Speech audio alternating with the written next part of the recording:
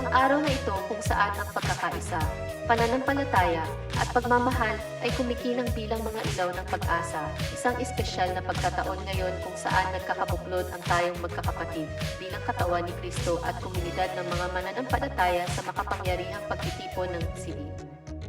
Ngayon, nandito tayo, labis na nagpapasalamat para sa bawat miyembro ng CBMA na nagbigay aliw sa isa't isa sa espesyal na anibersaryong ito. Ang puso ng CBMA ay ang mga dedikadong mga pastor, leader, manggagawa, at mga minamahal na miyembro.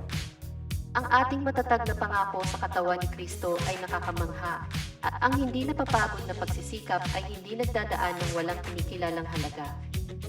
Makabuluhan po ito, bawat tinig na itinaas sa panalangin, bawat nota na inawit sa pagsamba, bawat kamay na inilapit sa pagmamahal, mga ito ang mga patunay ng pag-usbong ng spiritualidad, pagmamahal, at komunidad sa CBN na tunay na nakapagpapaligaya sa ating lumikha, hindi may kakaila ang kahalagahan ng bawat isa sa inyo. Kayo ang mga buhay na handog dahil sa biyaya at pag-ibig ng Diyos sa mundong ito.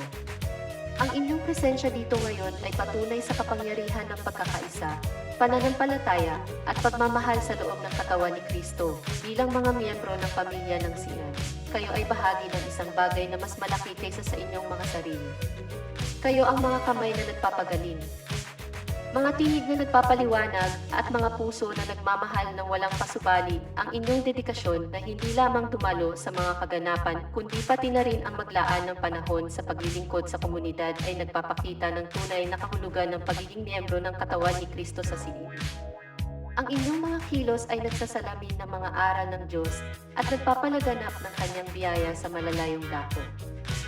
Kaya ngayon, habang ipinagdiriwang natin ang anibersaryo nito, kami ay nagpapasalamat sa inyo, mga kapatid sa katawan ni Kristo, sa Iglesia, at sa CBN.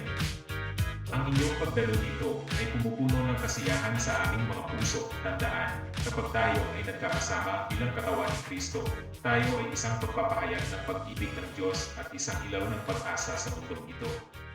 Patuloy tayo na magsilakbay na may pananampalataya, patuloy tayo na magmahal ng walang pasubali, at patuloy tayo na maging halimbawa ng kung ano ang ibig sabihin na maging miyembro ng komunidad ng mga mananampalataya sa makapangyarihang presensya ng Diyos sa pagtitipon. Habang tinitingnan natin ang hinaharap, alalahanin natin na mas malakas tayo kapag magkakasama at tunay na nalulugod ang Diyos sa ating pagkakaisa sa CBMA.